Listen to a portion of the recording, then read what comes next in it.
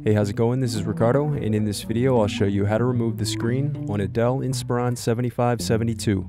If you're looking for parts for this laptop, go to our website and use this coupon for a 5% off discount.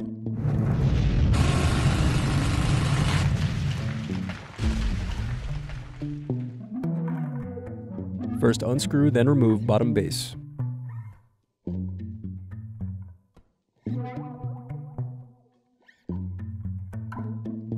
Then unscrew and remove battery.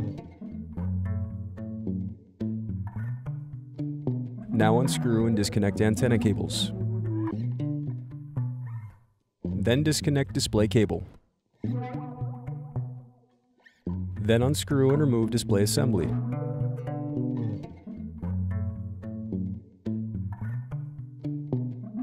Then use fingers to pry apart and separate display bezel. Now gently lift apart and turn over screen. Then disconnect display cable. Thanks for watching. Don't forget to like and subscribe if you enjoyed this video.